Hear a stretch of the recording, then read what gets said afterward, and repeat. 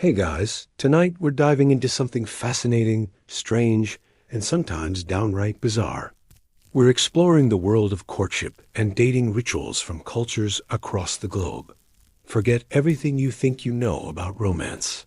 From love spoons to kidney fat, from matchmaking markets to ritualized kidnapping, human beings have devised some truly creative ways to find a partner. So before we begin, take a moment to like the video and subscribe, but only if you genuinely enjoy what I do here. And let me know in the comments where you're tuning in from and what time it is for you. It's always fascinating to see who's joining us from around the world. Now, dim the lights, maybe grab a warm drink, and let's ease into tonight's journey together into the wonderfully weird world of finding love. Chapter 1. The Welsh Love Spoon. Welcome to 17th century Wales, where young men didn't just say, "I love you," with words or flowers. They said it with wood. Specifically, intricately carved wooden spoons that took months, sometimes years, to create. This wasn't some casual gift. This was a declaration, a promise, and a test of skill, all rolled into one piece of carved oak or sycamore. The Welsh love spoon tradition, or Lwy Garw, as it's called in Welsh, began in rural Wales around the 1600s and continued well into the 1900s. A young man, often a farmer or laborer with limited means, would spend his evenings by candlelight carving elaborate designs into a wooden spoon. But these weren't functional kitchen utensils.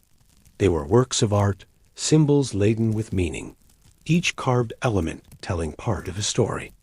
Hearts meant, "I love you." Keyholes symbolized security and home. Wheels represented hard work and support. Bells meant marriage. Chains showed a desire to be together. Twisted stems indicated the intertwining of two lives. Celtic knots promised eternal love with no beginning or end. Every curve, every detail, every hour spent shaving wood was a message. The craftsmanship mattered enormously. A beautifully carved spoon demonstrated patience, skill, dedication, and the ability to provide. It showed that this young man could work with his hands, could create beauty from raw materials, and had the discipline to see a project through to completion. These were valuable traits in a husband. A sloppy, hastily carved spoon? That sent a different message entirely. It suggested laziness, lack of commitment, or worse, that you weren't worth the effort. When the spoon was finished, the young man would present it to the girl he fancied, often through her father first. The girl's family would examine it closely. They'd run their fingers over the smooth wood, inspect the details, judge the quality. This wasn't just about romance. It was about assessing whether this man was worthy of their daughter. Could he provide? Was he patient? Did he have artistic sensibility? All of this was evaluated through carved wood. If the girl accepted the spoon and displayed it in her home, particularly hanging it on the wall, it meant she accepted his courtship. They could now walk out together, attend church as a couple, and everyone in the village knew they were spoken for. The spoon became a public declaration, a 17th century version of changing your relationship status, except carved in oak and meant to last generations. Some spoons became incredibly elaborate. Multi-layered pieces with moving parts, balls carved inside cages to demonstrate supreme skill, multiple spoons attached to single handles. These weren't just love tokens. They were showpieces, proof of devotion, measured in wood shavings and time.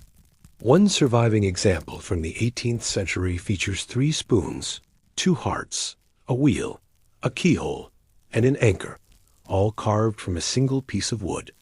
The message was clear: I will work hard, keep you secure, stay faithful, and anchor myself to you forever. The tradition eventually faded as Wales modernized and young people moved to cities for work. Factory jobs didn't leave much time for elaborate wood carving, but the symbolism remained powerful. Today, Welsh love spoons are still given as romantic gifts, wedding presents, and symbols of Welsh heritage. They're carved by artisans, sold in tourist shops, and displayed proudly in homes across Wales and beyond. But here's what makes this tradition so remarkable. In a time when marriage was often arranged, when women had few rights and little choice, the love spoon gave young people a voice. It allowed a young man to express genuine affection and gave a young woman the power to accept or reject. It wasn't perfect, but it was personal, romantic, and it turned courtship into an art form, literally. So the next time someone sends you a generic text saying, "Hey, remember that Welsh boys used to spend months carving wooden spoons by hand just to say, 'I think you're worth it.'" Romance, it seems, has gotten significantly less labor-intensive. Whether that's progress or not, well, that's up to you. Chapter 2. The Maasai Lion Hunt. Let's travel from the green hills of Wales to the savannas of East Africa, where the Maasai people have maintained traditions for centuries. And if you thought carving a spoon was difficult, try this. To prove you're worthy of marriage, you need to kill a lion with a spear while it's trying to kill you back. Welcome to one of the most dangerous courtship rituals ever devised by humans. The Maasai, a semi-nomadic ethnic group living in Kenya and Tanzania, have traditionally organized their society around age sets. Young men pass through distinct life stages, and one of the most significant is the transition from warrior, Moran, to elder. And nothing says, "I'm ready to be a husband and father," quite like facing down an apex predator, armed with nothing but a spear and a cowhide shield. Historically, before a Maasai man could marry, he had to prove his bravery, strength, and ability to protect. The ultimate test was hunting a lion. Not alone, usually, but as part of a group of warriors. But even in a group, this was terrifyingly dangerous. Lions are massive, powerful, incredibly fast, and equipped with claws and teeth designed to rip through flesh. A male lion can weigh over 400 pounds, run at speeds up to 50 miles per hour in short bursts, and can kill a human with a single swipe. The hunt itself was ritualized. Young warriors, wearing traditional red shukas and elaborate beaded jewelry, their bodies painted with ochre, would track a lion across the savannah. They'd carry spears, usually made from iron with wooden shafts, and shields made from buffalo hide. When they found their target, they'd encircle it, chanting, stomping, working themselves into a focused intensity. The lion, cornered and furious, would charge. The warriors had to stand their ground. Running meant death and dishonor. The first warrior to spear the lion earned the greatest honor, but everyone in the hunting party shared the victory. After the kill, they'd take the lion's mane and tail as trophies. The warrior who delivered the killing blow would wear the mane as a headdress, a visible symbol of his courage. This wasn't just about impressing girls, though that was certainly part of it. Maasai women did look favorably upon warriors who had proven themselves in lion hunts. A man who had killed a lion was brave, protective, capable. He could defend his family and livestock from predators. He wouldn't flee when danger came. These were essential qualities in a harsh environment where survival depended on courage and community. But the ritual also served deeper purposes. It bonded the age set together through shared danger. It taught discipline, coordination, and respect for nature's power. It marked a psychological transition from youth to adulthood. When you've stood face to face with a lion and survived, other challenges seem more manageable.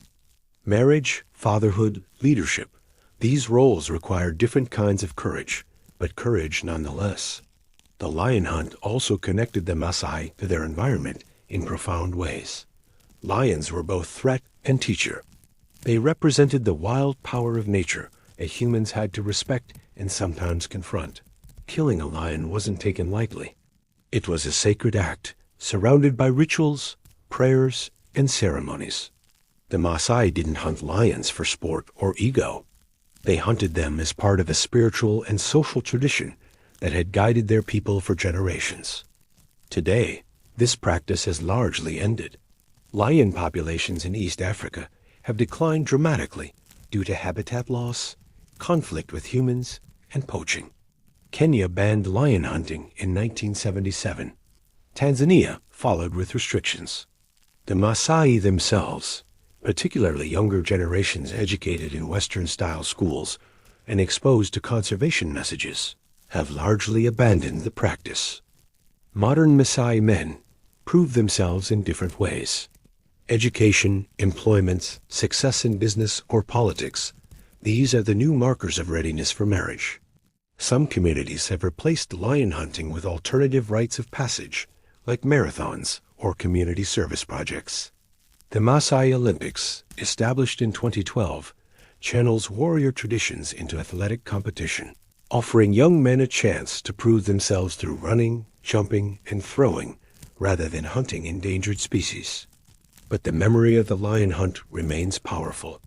It represents a time when manhood meant direct confrontation with danger, when courtship required not just charm, but demonstrated courage, when proving you were worthy of love meant risking your life. It reminds us that for most of human history, survival was precarious, and partnership meant choosing someone who could protect and provide in a dangerous world. So yes, dating apps and dinner dates seem considerably safer, but they also lack a certain elemental intensity. There's something primal about a tradition that says, before you can love someone, first prove you can face your fears. The Maasai lion hunt was terrifying, dangerous, and ecologically unsustainable. But it was also deeply meaningful, a ritual that transformed boys into men through fire, blood, and courage. Romance, apparently, hasn't always been safe. Chapter 3. The Bride Kidnapping Tradition.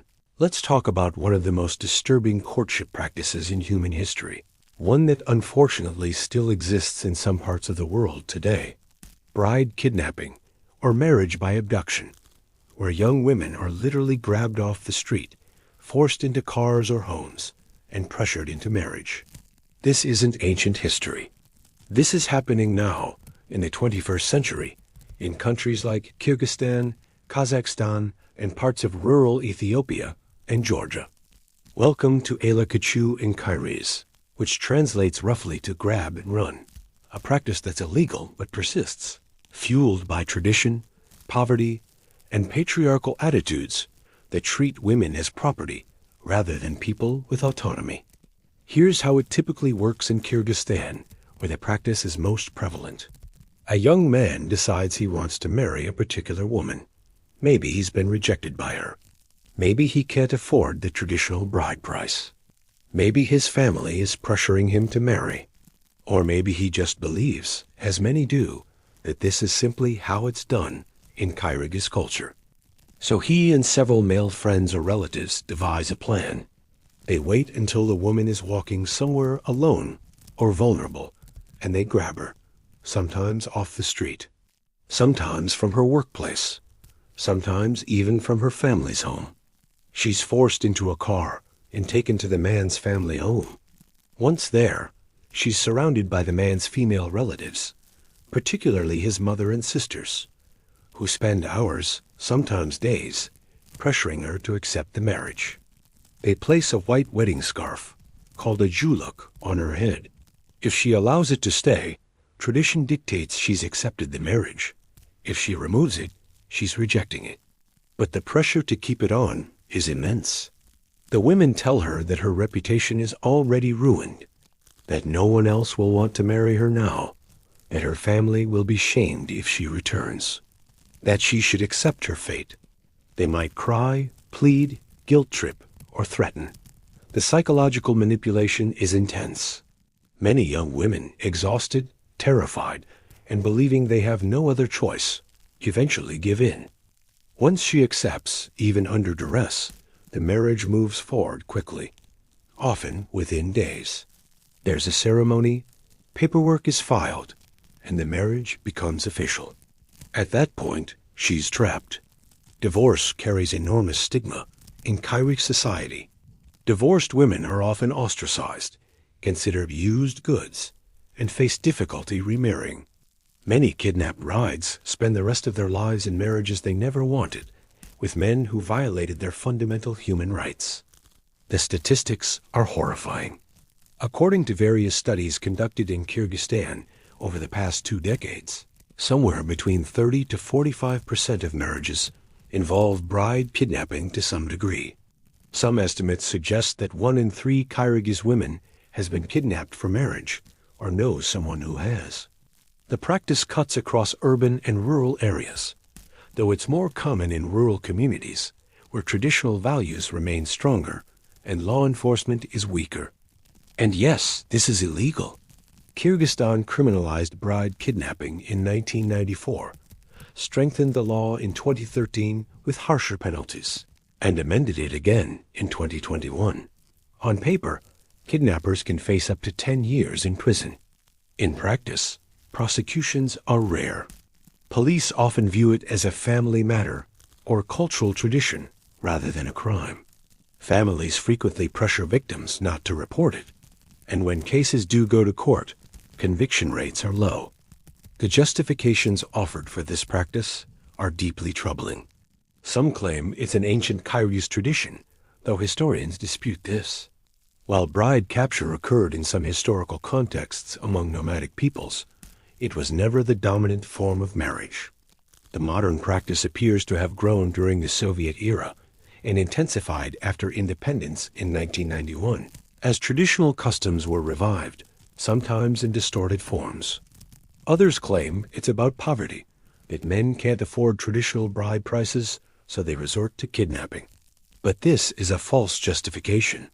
Bride prices exist precisely to compensate families and honor women.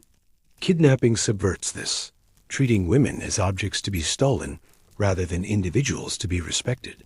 Some even claim, disturbingly, that women secretly want it or that it's romantic. This is perhaps the most pernicious myth. There is nothing romantic about being grabbed off the street, held against your will, and psychologically coerced into marriage. Studies of kidnapped brides show higher rates of domestic violence, depression, and suicide compared to women in non-kidnapped marriages. The psychological trauma is immense. Women describe feeling violated, powerless, betrayed by their communities, and trapped in lives they never chose.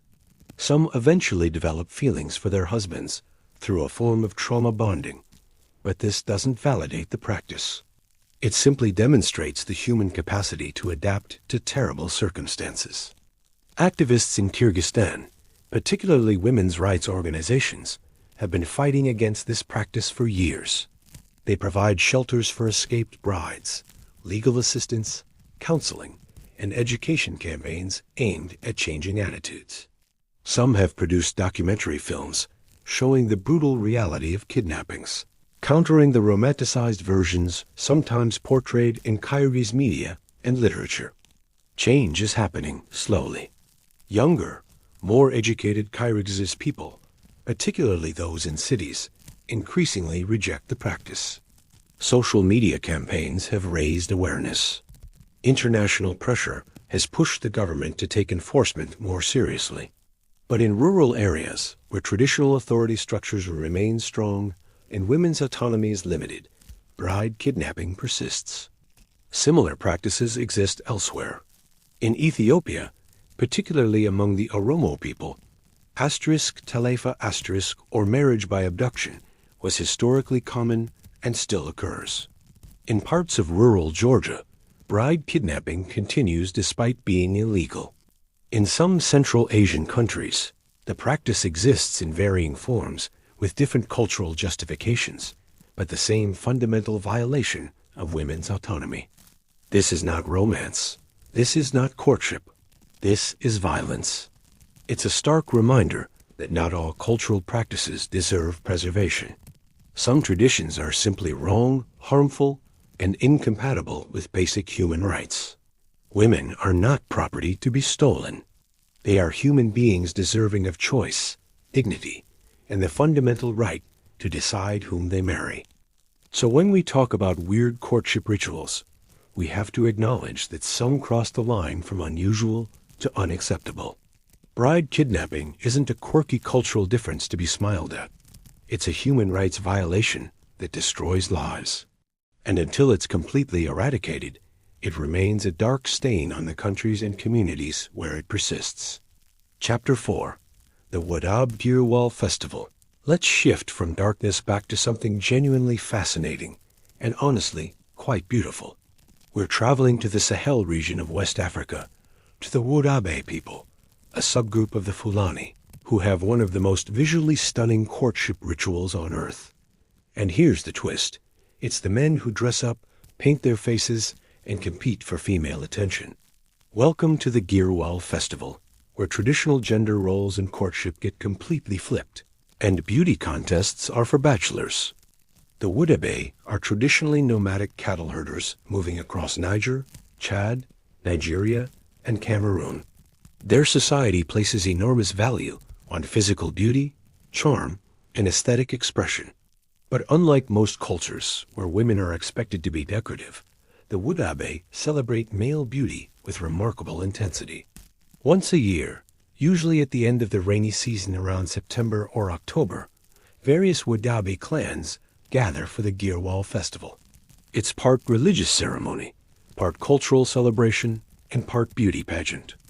Young, unmarried men, and sometimes married men looking for an additional wife, the Wodabe practice polygamy, prepare for days to compete in the Yak and Girwal dances.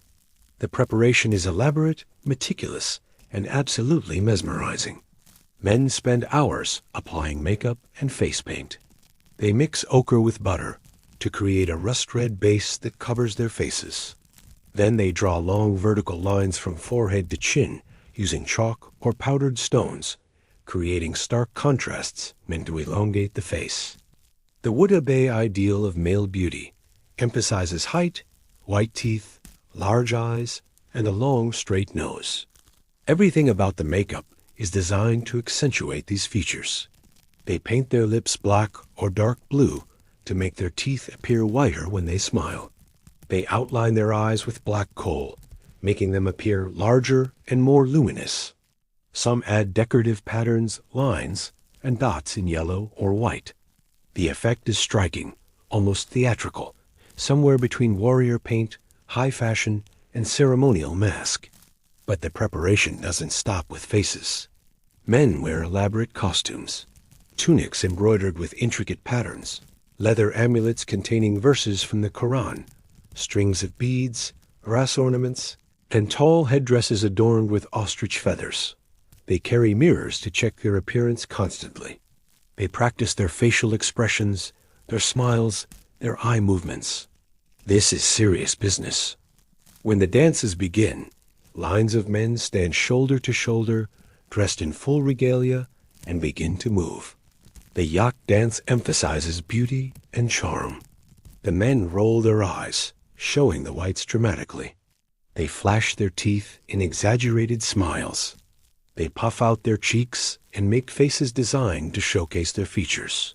To Western eyes, it can look strange, almost comical. But in Wodabe aesthetic tradition, this is the height of masculine beauty. It's confidence, display, and peacocking in its most literal sense. The Girwal dance is more athletic and competitive. Men form a line and dance for hours, sometimes in the blazing sun, performing synchronized movements that test stamina and grace. They chant, sway, and demonstrate physical endurance. The dancing can go on all night, and only the strongest, most beautiful, and most charismatic men will capture attention. And who's judging? Women, specifically young unmarried women from other clans, though married women also participate. They walk along the line of dancing men, examining them closely. They look at faces, bodies, dancing ability, and overall presentation. This isn't subtle. Women openly critique, compare, and discuss the men's appearances. They laugh, whisper, and point. At the end of the competition, the female judges select winners, not by voting or holding up numbers, but by stepping forward and choosing. A woman might approach a man she finds particularly attractive and tap him or gesture. This is a public selection, a moment of triumph for the chosen men and sometimes disappointment for others. Being selected doesn't automatically mean marriage, but it opens the door to courtship and romance. What makes this so remarkable is the power dynamic. In a patriarchal society where polygamy exists and women have limited formal authority, the Girwal festival becomes a space where women exercise choice. They evaluate, select, and reject men based on their own preferences. Men must perform, impress, and hope to be chosen. It reverses the typical dynamic where men actively pursue and women passively wait. The festival also serves important social functions beyond courtship. It reinforces ethnic identity, brings scattered clans together, allows for the exchange of news and goods, strengthens social bonds, and celebrates Wadabe cultural values. Beauty, in Wadabe philosophy, isn't vanity. It's a moral quality, connected to character, grace, and spiritual worthiness. A beautiful person, inside and out, reflects harmony with nature and ancestors. Some anthropologists have documented that Wadabe marriages arranged during Girwal tend to be more stable than other marriages. The theory is that when attraction and mutual choice are involved, partnerships have stronger foundations. When women actively select rather than being selected, they invest differently in the relationship. But the Girwal faces challenges in the modern world. Climate change is affecting the nomadic lifestyle, forcing some Wadabe into settled communities. Younger generations are increasingly exposed to Western media and Islamic conservatism, both of which sometimes conflict with traditional Wadabe practices. Some Islamic teachers criticize the festival as un-Islamic, though the Wadabe themselves are Muslim and see no contradiction. Tourism has also impacted the festival. Photographers and documentary filmmakers are drawn to the visual spectacle, sometimes turning a sacred cultural event into a performance for outsiders. This brings both benefits, increased cultural awareness, some economic opportunities, and costs, commercialization, loss of authenticity, exploitation. Still, the Girwal persists.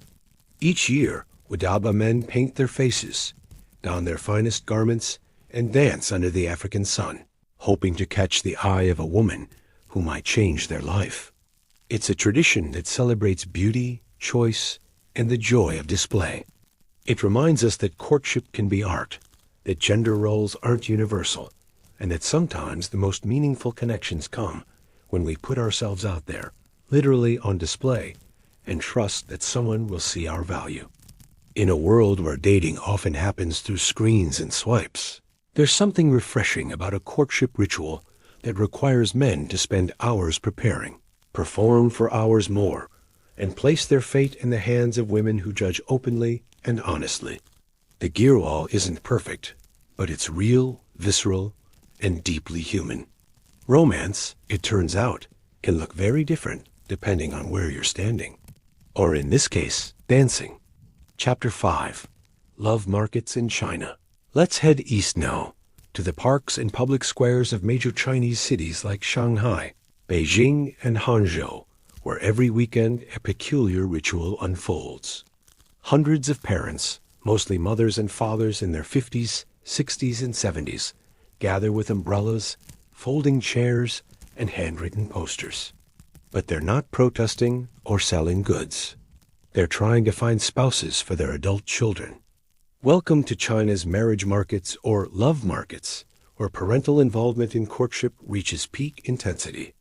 This phenomenon really took off in the 2000s and has grown exponentially in recent years as China faces what authorities call a marriage crisis. The numbers are stark. In 2022, China recorded its lowest marriage rate in decades, with only 6.8 million couples tying the knot, down from over 13 million in 2013. Young people, particularly women, are increasingly delaying or rejecting marriage altogether. This terrifies their parents. Enter the marriage market. Every weekend, often in well-known parks like People's Park in Shanghai, parents set up displays. They bring pieces of paper, sometimes laminated posters, containing detailed information about their unmarried children. These aren't dating profiles in the Western sense. They're more like resumes meets advertisements meets applications.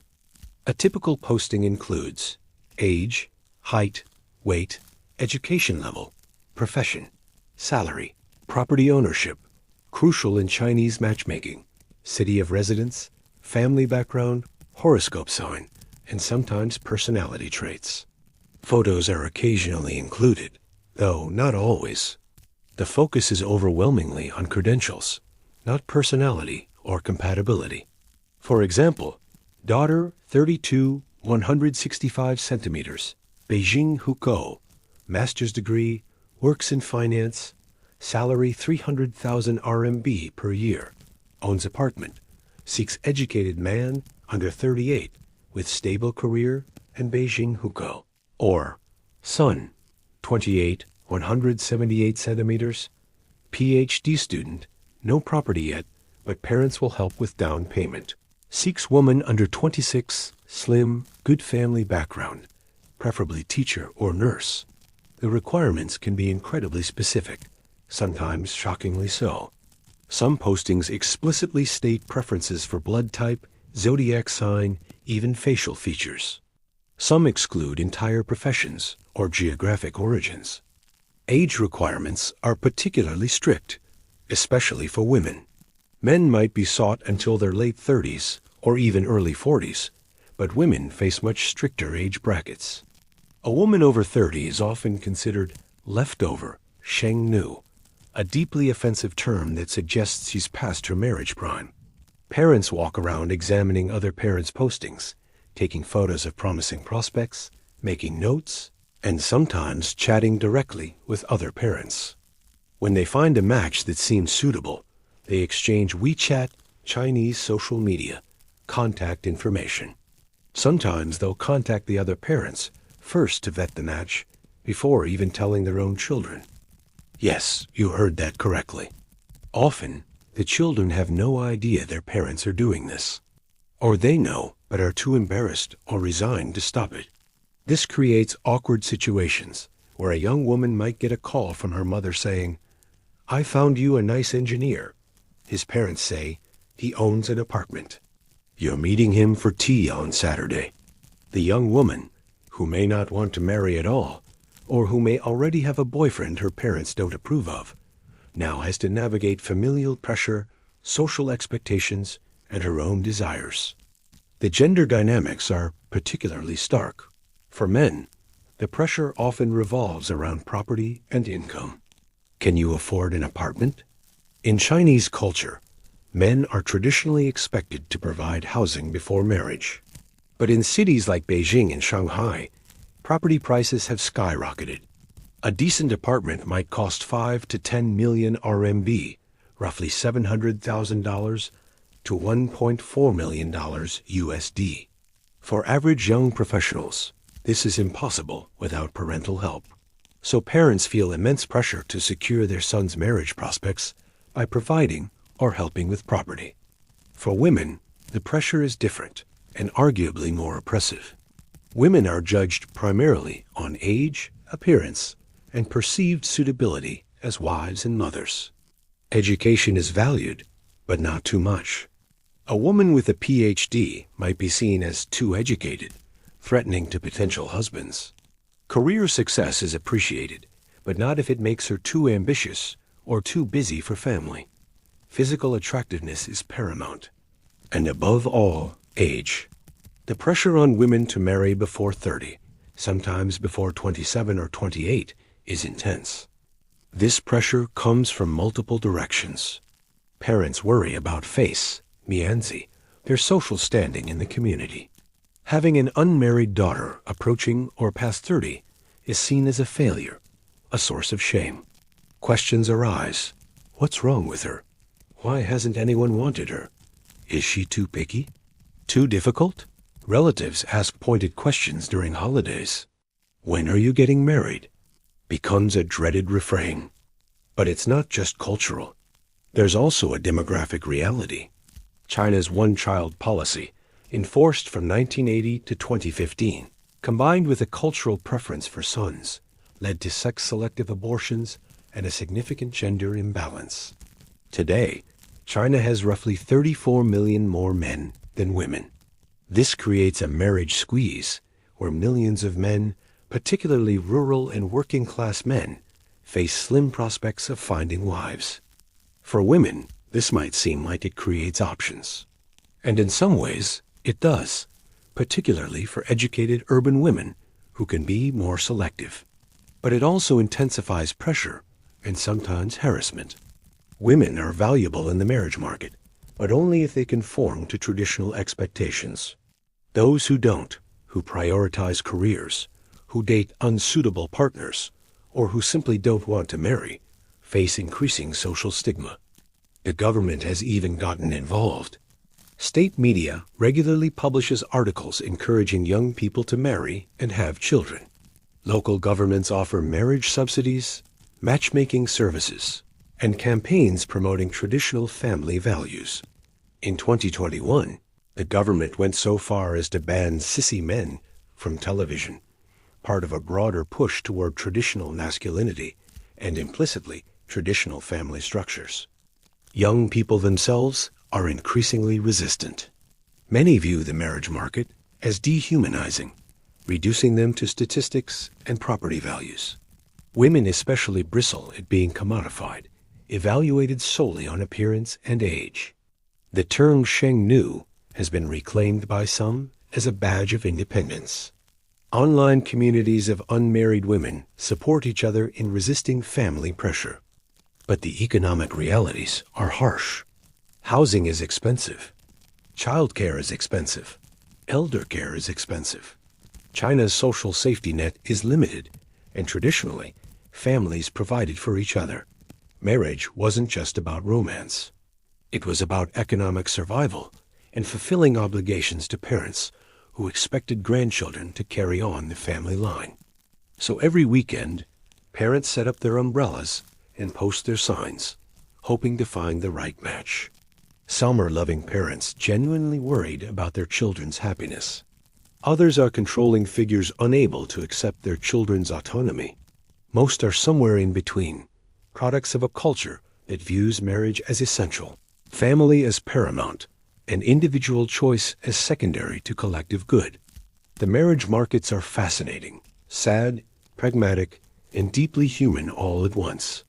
They represent a collision between traditional values and modern realities, between parental authority and individual freedom, between romantic ideals and economic necessities. Their matchmaking as public spectacle, courtship as transaction, and love as something to be negotiated between families before individuals even meet.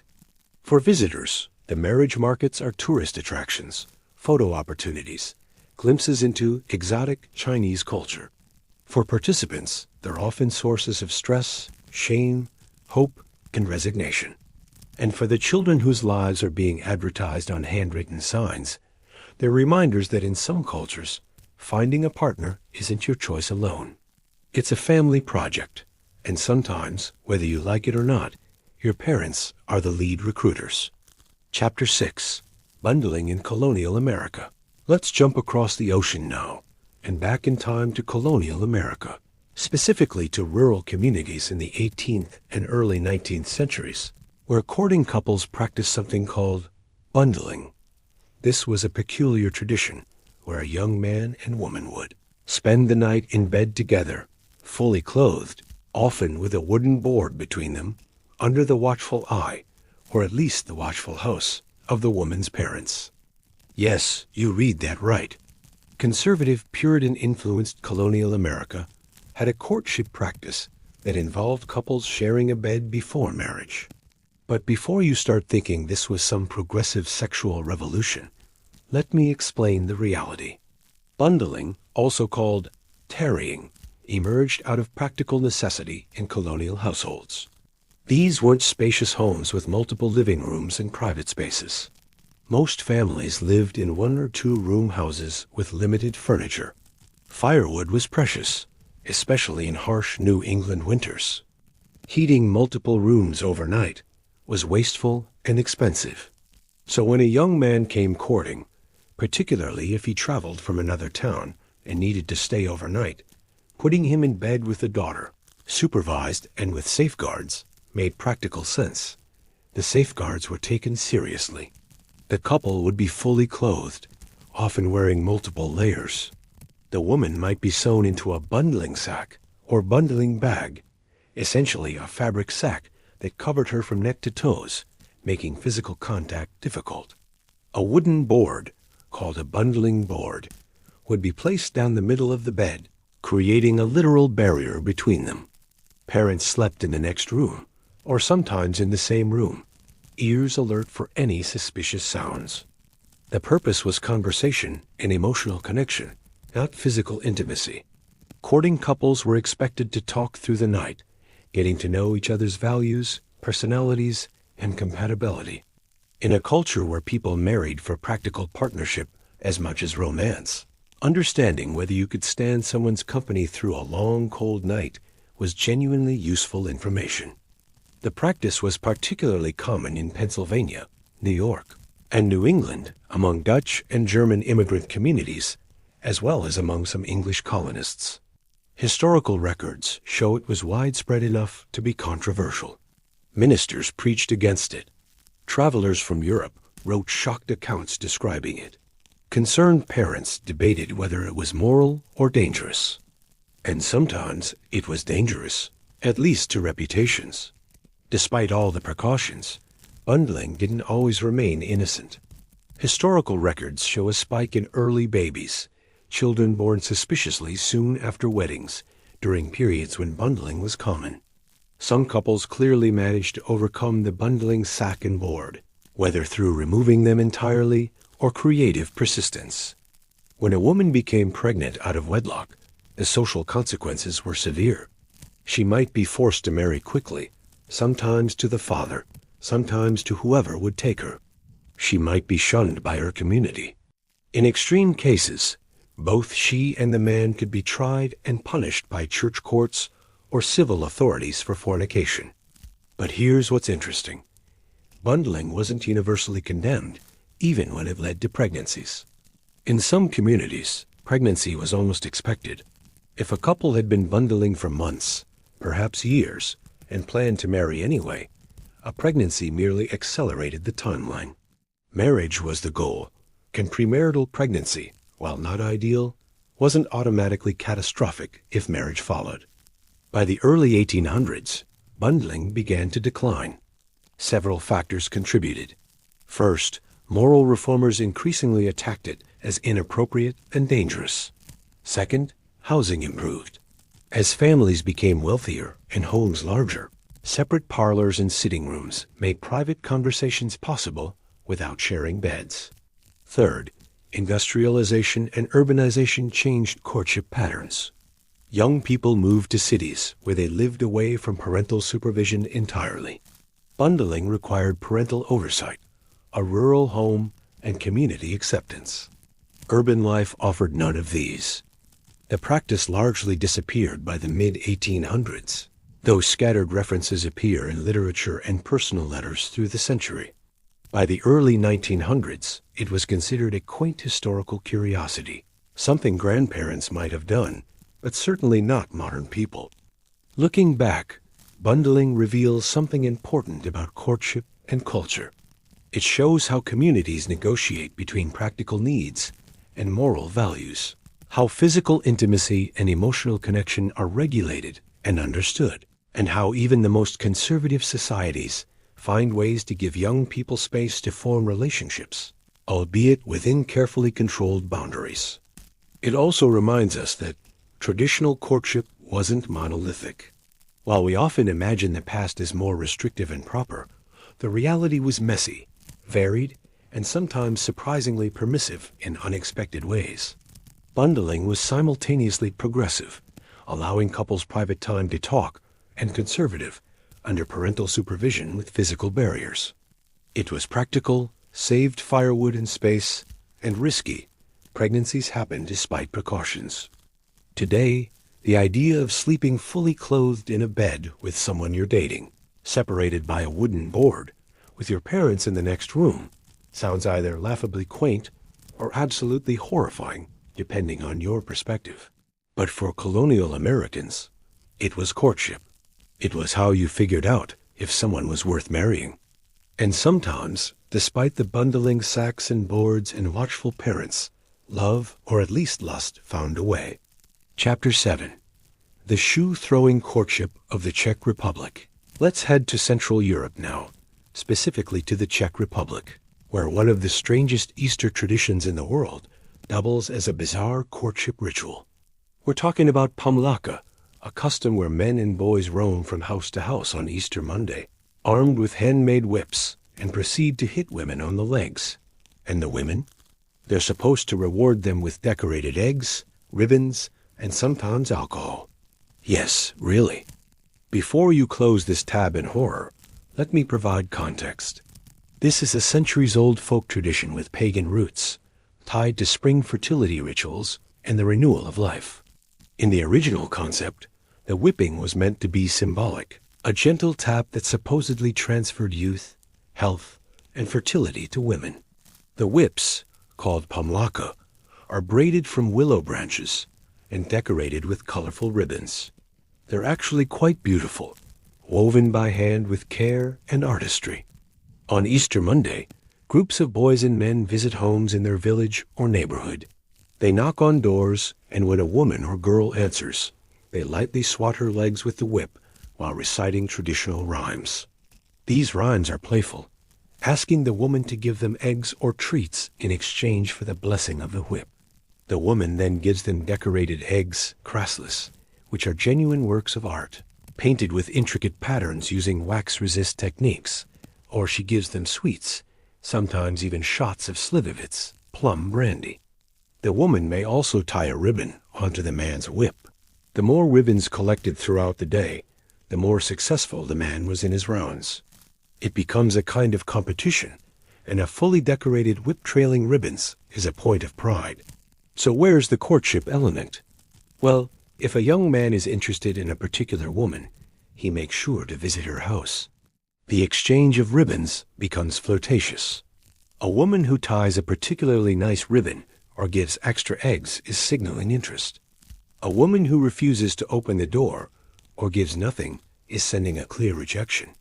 It's all coded, playful, wrapped in tradition, but carrying real romantic meaning. But wait, there's more. In some regions, the tradition has an additional twist. On Easter Tuesday, or sometimes later in the week, women get their revenge. It's called oblivaka, and women are allowed to throw cold water on men. Sometimes it's a bucket of water. Sometimes it's full-on water warfare with hoses and buckets. Men who are particularly enthusiastic with their whips the day before should expect vigorous retaliation. And then there's the shoe. In some Czech villages, there's a related tradition that if a woman is still unmarried by a certain age, often around 23 or 25, her friends might throw a shoe out her window or onto her roof. This is a public signal that she's single and looking, an invitation to suitors. It's both teasing and helpful, a community way of saying, hey, available woman here. To modern sensibilities, especially outside Czech culture, pomlaka can seem bizarre, even offensive. Hitting women with sticks as a courtship ritual? Throwing shoes to advertise availability? But within the cultural context, it's understood as playful, traditional, and communal. The whipping isn't meant to hurt. It's gentle, symbolic, often performed with laughter and banter. Women participate willingly and have their own forms of retaliation and refusal. That said, the tradition is evolving. Younger, urban Czechs sometimes find it old-fashioned or uncomfortable. Some women refuse to participate. Some men no longer do it, or only with family members. As Czech society modernizes and gender roles shift, traditions like pomlaka are being questioned and reinterpreted. But in rural areas and among tradition-minded families, it persists. Easter Monday in Czech villages is still filled with groups of boys and men carrying decorated willow whips, the sound of knocking on doors, the exchange of painted eggs and ribbons, and the complicated dance of courtship wrapped in centuries-old ritual. It's a reminder that what seems strange or even offensive in one culture can be understood entirely differently in another. Courtship rituals are deeply embedded in specific historical, religious, and social contexts. Understanding them requires setting aside modern judgments and appreciating how communities create meaning, connection, and romance through practices that might look bizarre from the outside, but make perfect sense within. Chapter 8. The Kroon Love Huts of Cambodia. This is a culture where parents actively facilitate premarital sex for their teenage daughters. Welcome to the Kroon people of Cambodia, an indigenous ethnic minority in the northeastern provinces of Ratnakiri and Mondulkiri, who practice what anthropologists call one of the most sexually progressive courtship traditions in the world. When a Kroon girl reaches adolescence, typically around 13 or 14 years old, her parents build her a small private hut separate from the family home. It's called a love hut or girl house, and its purpose is explicit. This is where she can invite boys to spend the night and explore romantic and sexual relationships in private, without parental interference or community judgment. Here's how it works. The love hut is small, usually just big enough for a sleeping mat, some personal belongings, and 2 people. It's built near the family home, but separate enough to provide privacy. The girl has complete autonomy over who enters. Boys from the village or neighboring villages can ask permission to visit, but she decides who she accepts and who she rejects. If she's interested, she lets the boy into her hut for the night. If she's not, she simply refuses. The boys must leave before dawn. They typically arrive after dark and depart before sunrise, walking through the village quietly to avoid notice. While everyone knows these visits happen, there's a cultural understanding that discretion should be maintained. The relationships that develop are the girl's business alone. This isn't random hookups or casual sex in the Western sense. The expectation is that these are genuine romantic explorations. A girl might invite the same boy repeatedly if she's developing feelings. She might invite different boys as she figures out her preferences. Boys must be respectful. They can't force their way in. They can't gossip about what happens. They must honor the girl's choices completely. The philosophy behind this practice is fascinating. The Kroon believe that young people need freedom to explore compatibility before marriage. By allowing daughters to have multiple relationships, parents believe girls develop better judgment about what makes a good partner. They learn what they want, what they don't want, and how to evaluate character. When they finally choose someone to marry, it's an informed decision based on actual experience, not parental arrangement or naive romanticism. For boys, the practice also teaches valuable lessons. They must be chosen, which means being respectful, kind, and appealing. They can't rely on parental pressure or traditional authority. They must actually court the girl and convince her they're worth spending time with. This creates a system where men learn early that women's consent and choice matter. Pregnancy before marriage isn't ideal, but it's not catastrophic either. If a girl becomes pregnant, the expectation is typically that the father will marry her, but this isn't always enforced. Some girls raise children with family support. Some marry someone other than the father. The community doesn't ostracize unmarried mothers the way many societies do. From an anthropological perspective, the love hut tradition challenges many assumptions about traditional cultures and sexuality. We often assume that indigenous or rural societies are conservative and restrictive, especially regarding women's sexuality. The Kroon show that this isn't universal. In their worldview, allowing sexual freedom before marriage leads to better marriages, not worse ones. Experience leads to wisdom, not shame. But the practice faces significant challenges in the modern era. Christianity, which has spread throughout Cambodia, including remote areas, often condemns the love hut tradition as sinful. Missionaries have worked to end it, preaching abstinence and traditional marriage. Some Kroon communities have abandoned the practice under religious pressure. Cambodian national culture, while generally more permissive than some Asian cultures, still carries stigma around premarital sex, especially for women. As Kroon young people attend schools in provincial towns or move to cities for work, they encounter different values. Some feel ashamed of their traditional practices. Others defend them proudly. Economic changes also impact the tradition. As the Kroon become more integrated into market economies, traditional communal structures weaken. When families need to send children away for education or work, the village-based courtship system doesn't function the same way. Love huts require stable communities where everyone knows each other and cultural norms are shared and enforced. Still, in some Kroon villages, the tradition persists. Parents still build huts for their daughters. Young people still navigate romance with remarkable freedom. And the underlying philosophy that choice and experience lead to better partnerships remains deeply held. The love hut tradition raises interesting questions about sexuality, gender, and autonomy. On one hand, it grants young women extraordinary freedom and power. They control access to their bodies. They choose partners without parental arrangement. They explore sexuality without shame. On the other hand, the tradition exists within a broader cultural context that remains patriarchal in many ways. Once married, Kroon women assume traditional gender roles. The freedom is temporary, a period of exploration before settling into more conventional structures. But compared to cultures where women's sexuality is severely restricted, where virginity is prized above all, where marriages are arranged without input, the Kroon approach is radical. It treats teenage girls as capable of making their own decisions about their bodies and their futures. It assumes that sexual experience before marriage is valuable, not shameful. It builds courtship around female choice rather than male pursuit or parental control. For Western observers, the practice can trigger discomfort, particularly because it involves young teenagers. The age of first sexual activity among the Kroon is younger than what's considered acceptable in most Western countries.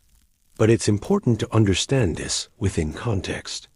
In societies where people marry in their mid to late teens, where adult responsibilities begin earlier, where childhood itself is structured differently, the boundaries of adolescence and adulthood aren't the same as in industrialized nations. The love hut tradition isn't perfect. No courtship system is. But it represents a fascinating alternative to both arranged marriage and modern dating culture. It's structured but free, traditional but progressive, communal but private. It's a reminder that human societies have devised countless ways of navigating the universal challenge of finding compatible partners, and some of the most unexpected solutions come from the most unexpected places. Chapter 9. Victorian Floriography. Let's travel now to Victorian England, the 19th century, an era often remembered for extreme prudishness, rigid social rules, and repressed sexuality. This was a time when table legs were covered because they were considered too suggestive, when women could faint from the scandal of hearing an improper word, and when courtship was so heavily chaperoned that young people could barely have a private conversation. So how did romantic feelings get communicated? Through flowers. Specifically, through an elaborate symbolic language called floriography, where entire conversations could happen through carefully chosen bouquets. The language of flowers wasn't invented in Victorian England, but it reached its peak popularity there.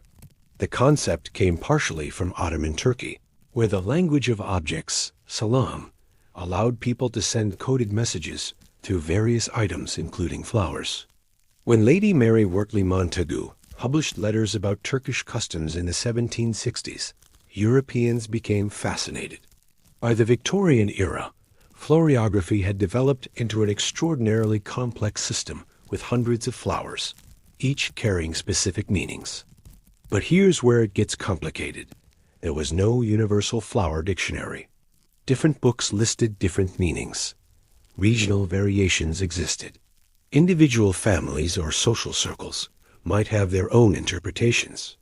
This meant that sending flowers was simultaneously a declaration and a gamble.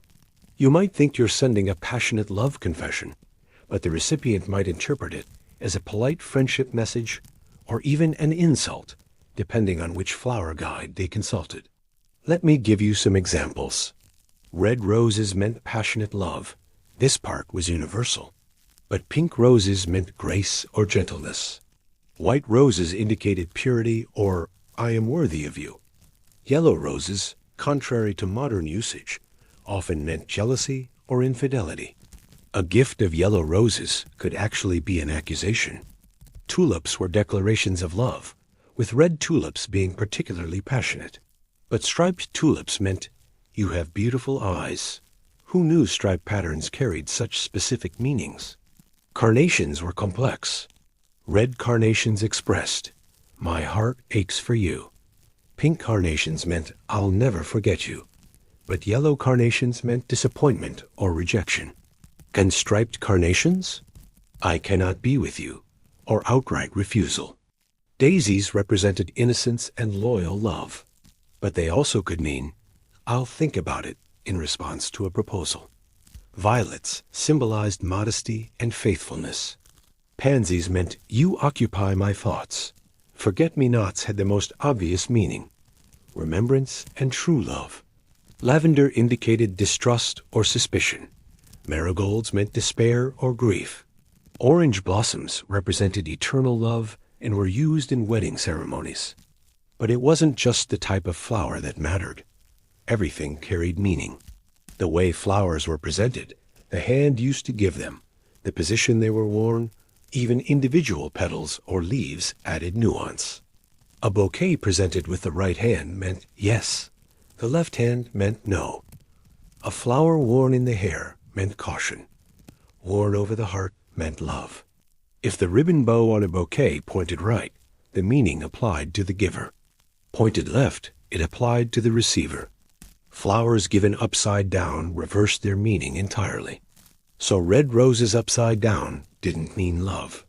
They meant hatred or falling out of love.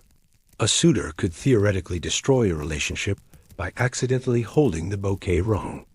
The whole system was exhausting and prone to miscommunication. Imagine this scenario. A young man sends a woman a bouquet of yellow roses, thinking yellow is cheerful. Mixed with lavender, smells nice. And marigolds, they look pretty together. What he's actually said in flower language is, I suspect you of infidelity. I don't trust you, and I'm in despair about our relationship. The courtship ends before it begins, and he has no idea why. This actually happened. Victorian letters and diaries contain numerous accounts of flower-related misunderstandings. People consulted multiple guidebooks trying to decode bouquets. Some hired florists who specialized in florography to ensure proper messaging. Others played it safe and stuck to roses. But when it worked, florography was beautiful. It allowed people to communicate feelings that social norms prohibited saying aloud. A man couldn't tell a woman he barely knew that he found her fascinating and wanted to court her. That would be wildly inappropriate. But he could send her pansies, you occupy my thoughts, violets, faithfulness, and perhaps a fern, sincerity. She could respond with a small bouquet of her own, pink camellias, longing for you, or white heather, protection, and wishes will come true. Entire relationships unfolded through flowers. A man would send increasingly passionate bouquets, escalating from friendly daisies to romantic red tulips to proposing with orange blossoms. The woman would respond with acceptance, hesitation, or rejection through her own floral choices. Parents, siblings, and chaperones often had no idea these conversations were happening. The flowers sat innocently in vases, hiding declarations of love, lust, jealousy, and heartbreak in plain sight. Women became particularly skilled at florography. In a society that restricted their speech, their movement, and their autonomy, flowers became a language of power. A clever woman could reject a suitor, encourage another, and maintain plausible deniability. Oh, these yellow carnations? I just thought they looked cheerful. I had no idea they meant disappointment in your proposal. Social norms prevented men from openly challenging women's floral choices. After all, they were just flowers. Decorative, feminine, harmless. The Victorian obsession with florography spawned an entire industry. Publishers produced dozens of flower dictionaries with titles like The Language of Flowers, Flora's Dictionary, and The Floral Telegraph. Illustrated editions became popular gifts. Florists advertised their expertise in symbolic arrangements. Greeting cards featured flower illustrations with printed meanings. Society pages reported on notable bouquets exchanged at balls and parties, and readers would analyze them like political statements. But by the early 20th century, the practice faded. Several factors contributed. First, social norms loosened. Young people gained more freedom to speak openly. Chaperoning became less strict. Direct conversation replaced coded flowers. Second, the meaning system had become too complicated and contradictory to maintain. Without universal agreement, the whole system collapsed into confusion. Third, flowers became more about aesthetic beauty and less about symbolic meaning. The arts and crafts and Art Nouveau movements emphasized natural beauty over coded language. Today, we retain fragments of Victorian floriography. Red roses still mean romantic love. White lily at funerals still represent peace and purity. But we've lost the intricate, elaborate system that allowed entire conversations to happen through carefully chosen petals. What remains is a reminder of how human ingenuity adapts to social restrictions. When people couldn't speak freely, they found other ways to communicate. When courtship was regulated and surveilled, they developed secret languages. Flowers became not just decorations, but declarations, not just beauty, but meaning. Victorian floriography was complex, prone to error, and occasionally ridiculous. But it was also creative, romantic, and surprisingly subversive. In a society built on repression, flowers became the language of freedom. Chapter 10. Mangaya Island Sexual Education. Let's journey to Mangaya, a small island in the Cook Islands of the South Pacific, where one of the most sexually open cultures on Earth practices courtship rituals that would shock many modern societies. On Mangaya, teenage sexual education doesn't come from school textbooks or awkward parental conversations. It comes from aunties and experienced older relatives who provide detailed, hands-on instruction in sexual technique with the explicit goal of ensuring mutual pleasure and satisfaction. When anthropologist Donald Marshall studied Mangayan culture in the 1960s and 1970s, his findings challenged nearly every assumption about primitive, or traditional societies and sexuality. He documented a culture where sexual pleasure, particularly female pleasure, was considered essential to successful relationships and where young people received comprehensive education to ensure they could provide it. Here's how it worked traditionally. Around puberty, usually between ages 13 and 15, young Mangayan boys underwent te, a superincision ritual where the foreskin was cut. This was a rite of passage, marking transition from childhood to manhood. Following recovery, the boy would be taken aside by an older experienced man, often an uncle, who would provide detailed instruction in sexual techniques. This wasn't vague advice.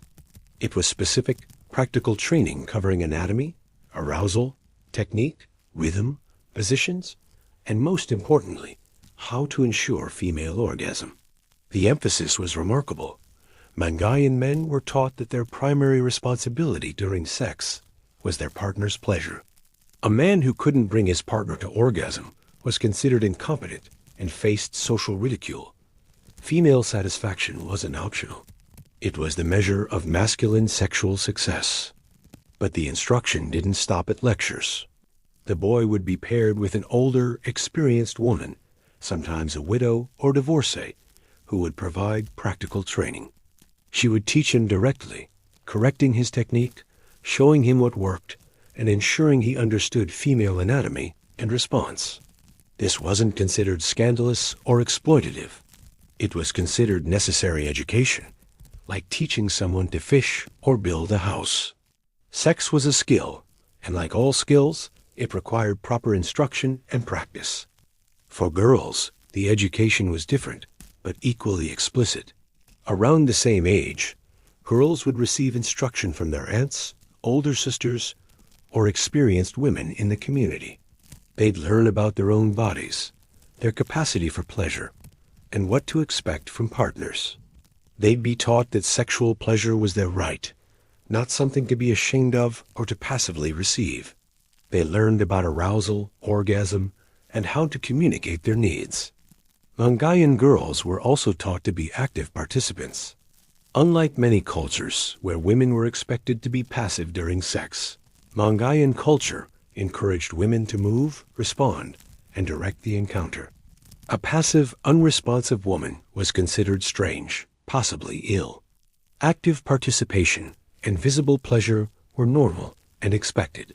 Following this education, young Mangayans engaged in a practice called Motoro, night crawling. After dark, young men would quietly move through the village visiting the sleeping houses of young women. If a girl was interested, she'd create opportunities for him to enter. If not, she'd make entry impossible or alert family members. These encounters were sexual, but also exploratory, ways for young people to learn about each other and discover compatibility. This might sound chaotic, but it was actually highly structured by social norms. Young people were expected to be discreet. Men couldn't boast about conquests. Women weren't shamed for having multiple partners. The emphasis was on learning, exploring, and eventually finding a compatible long-term partner. When a couple decided they were suited to each other, they'd announce the relationship publicly and move toward marriage. The results, according to Marshall's research, were striking. Mangayan women reported high levels of sexual satisfaction. Nearly all women experienced regular orgasms, often multiple orgasms per encounter. Men took pride in their ability to please partners and viewed it as essential to their identity. Sexual dysfunction was rare. Marriages were reportedly stable, in part because partners had already established sexual compatibility before committing. Compare this to Marshall's findings in other cultures he studied, particularly Western societies where many women reported never or rarely experiencing orgasm, where sexual education was minimal or absent, where pleasure was stigmatized, especially for women, and where sexual dysfunction and dissatisfaction contributed to relationship problems. The Mangayan approach was radically different. It treated sex as a natural, important part of life that required education and practice. It centered female pleasure rather than treating it as secondary or optional. It destigmatized premarital sex and multiple partners as normal parts of finding compatibility. And it involved the whole community in ensuring young people were properly prepared for adult relationships. But here's where we have to acknowledge some complexities. First, the age of sexual initiation on Mangaya was young by modern Western standards. Teenagers around 13 to 15 were receiving sexual education and beginning sexual activity. In many countries today, this would be considered inappropriate or even illegal. But context matters. In Mangayan society, people married young, adult responsibilities began earlier, and adolescence was structured differently. Second, Marshall's research, while groundbreaking, came from a specific time period and may have idealized certain aspects. Anthropologists working in the Cook Islands more recently have noted that traditional practices have changed significantly due to missionary influence, Western education, and globalization. Modern Mangayans, particularly those educated in New Zealand or exposed to Christian teachings, often hold more conservative views about sexuality. Third, the practice of older women training younger men raises questions about power dynamics and consent. While Mangayans apparently didn't view this as problematic, from a modern perspective, we'd want to ensure these arrangements were truly consensual and not coercive, even within cultural norms. Christianity has had enormous impact on Mangayan culture. Missionaries arrived in the 19th century and worked to suppress traditional sexual practices they viewed as sinful. Church teachings emphasized virginity before marriage, monogamy, and more restrictive sexual norms. Many traditional practices, including the explicit sexual education system, have been abandoned or driven underground. Today's Mangaya is far more conservative than Marshall's description suggests was true in the mid-20th century. Young people are more likely to receive sexual education from schools, internet, or peers than from traditional knowledge keepers. The practice of night crawling has largely ended. The aunties who once provided detailed sexual instruction have mostly been replaced by Christian teachings about abstinence and purity. But the historical Mangayan approach remains anthropologically significant. It demonstrates that human sexuality is culturally shaped in profound ways. What's considered normal, shameful, or essential varies dramatically across cultures. The Mangayan emphasis on female pleasure, comprehensive education, and communal support for healthy sexuality offers a stark contrast to many cultures where sexuality is hidden, shameful, and poorly understood. It also challenges the narrative that traditional or indigenous cultures are universally conservative or repressive. About sex, the opposite is often true. Many non-Western cultures had and have much more open attitudes toward sexuality than the Victorian-influenced societies that colonized them. Missionaries often brought sexual repression along with Christianity, replacing local traditions that were sometimes healthier and more honest about human sexuality. The Mangayan approach wasn't perfect. No cultural practice is. But it succeeded at some things many modern societies struggle with. Ensuring sexual education was comprehensive and practical, centering female pleasure as important as male pleasure, reducing sexual dysfunction through proper instruction, and creating cultural norms where sexual compatibility was prioritized before marriage. Whether aspects of traditional Mangayan practices could or should be adapted to modern contexts is a complex question involving concerns about age, consent, power dynamics, and cultural appropriateness. But at minimum, Mangaya's historical approach reminds us that sexuality doesn't have to be shameful, that pleasure can be mutual and celebrated, and that education matters profoundly in creating satisfying relationships. Chapter 11. The Giraffe-necked Women of Myanmar. Let's shift now to the highlands of Myanmar and Thailand, home to the Kayan people, specifically the Kayan Lawi women, who practice one of the most visually striking and physically demanding beauty traditions in the world, wearing brass coils around their necks from childhood, gradually stretching their necks to lengths that can exceed 10 inches beyond normal proportions. These women, often called giraffe women or long neck women by tourists, wear coiled brass rings weighing up to 25 pounds that appear to elongate their necks. The practice, known locally as asterisk, Kayan Ka Kong asterisk, begins in childhood, sometimes as young as age 5, and continues throughout a woman's life, with coils being added gradually over years. But here's where courtship comes in. Among the Kayan, these neck coils are intimately connected to beauty standards, marriage prospects, and social status. A woman with longer neck coils is traditionally considered more beautiful, more desirable as a wife, and more valuable in marriage negotiations. The practice is directly tied to attracting a husband and establishing one's place in the community. The origins of the practice are debated. Some stories claim it was originally meant to protect women from tiger bites, though this seems unlikely given that tigers attack the body, not just the neck. Others suggest it was meant to make women less attractive to slave traders from other tribes, though wearing obvious wealth, brass was valuable, seems counterintuitive for this purpose. The most accepted explanation is that it's tied to Kayan legend and beauty standards. According to traditional beliefs, the Kayan descended from a dragon mother and a wind father, and the long neck resembles the long neck of a dragon, connecting women to their mythological origins. Elongated necks in Kayan aesthetic tradition represent grace, elegance, and feminine beauty, similar to how other cultures prize long hair, small feet, or particular body shapes. The physical reality of the neck coils is both fascinating and disturbing. The brass rings don't actually stretch the neck. Instead, they compress the collarbone and upper ribs downward, creating the illusion of an elongated neck. X-rays show that the neck vertebrae remain normal length, but the shoulders are pushed down by the weight of the coils, sometimes by several inches. This creates the visual effect of a long, graceful neck. The coils are heavy, uncomfortable, and restrictive. Women wearing them cannot turn their heads freely. They must move their entire upper body to look to the side. The weight strains neck muscles and can cause headaches, skin irritation, and infection where the brass rubs against skin.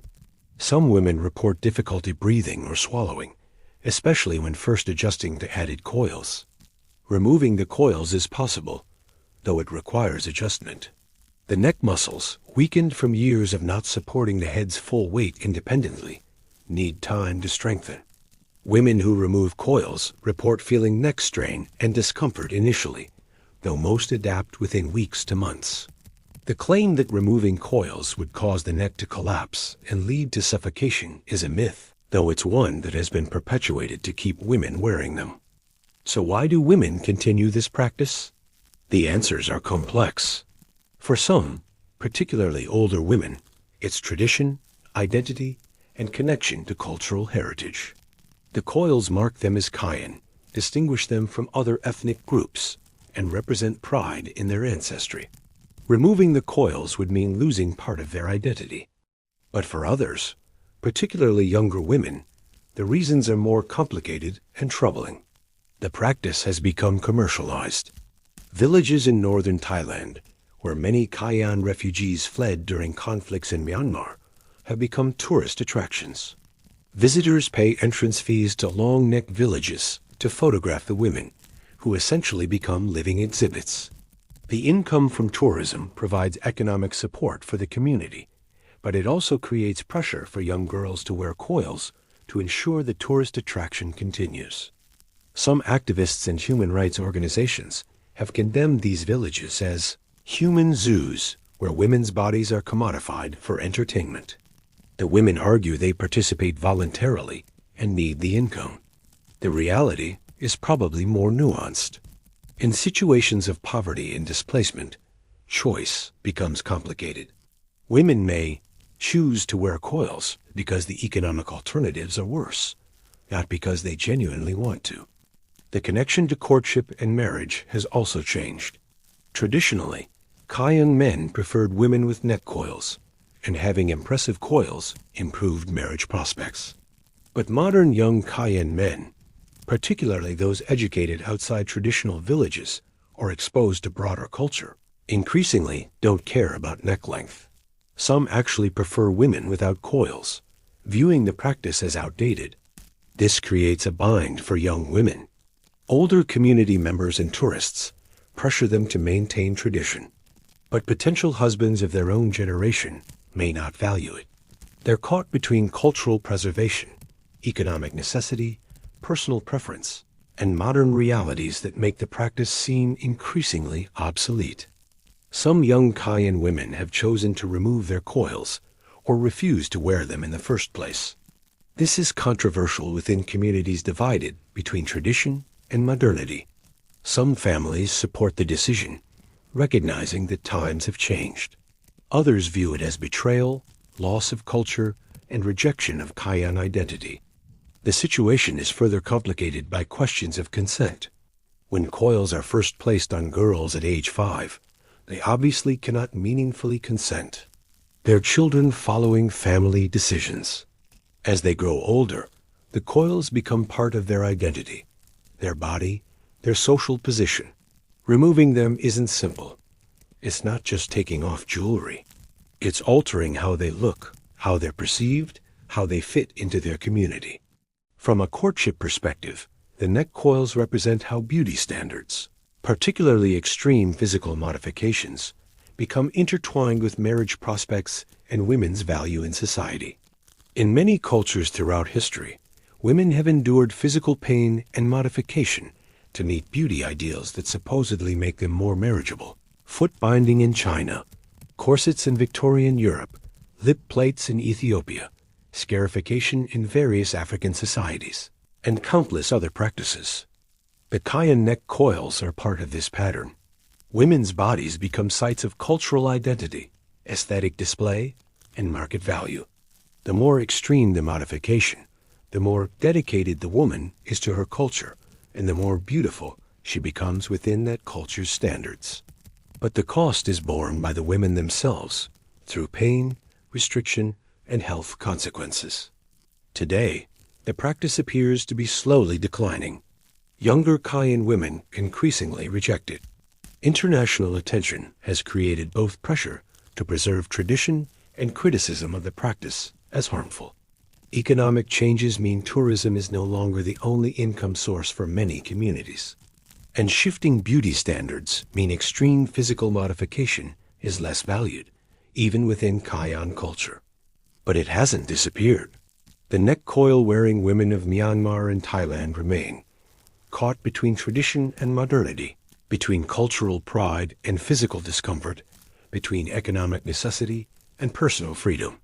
Their elongated necks tell stories of beauty, sacrifice, identity, and the complicated ways humans modify their bodies in pursuit of love, acceptance, and belonging. Chapter 12. The Glove-Dropping Game of Victorian America. Back to the Victorian era, but this time across the Atlantic to America, where young women developed a subtle but effective courtship strategy called glove dropping. In an era when young ladies couldn't directly approach men or express romantic interest without being considered forward, scandalous, or improper, they had to be creative. Enter the strategic dropping of gloves, handkerchiefs, or fans in the path of desirable young men. Here's how it worked. A properly dressed Victorian woman wore gloves in public. Always. Going outside without gloves was improper, suggesting poverty or loose morals.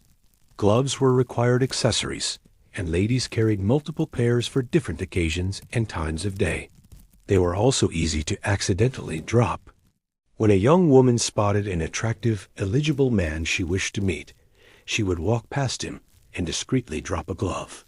The man, if he was a gentleman, was socially obligated to pick it up and return it to her. Social convention demanded it.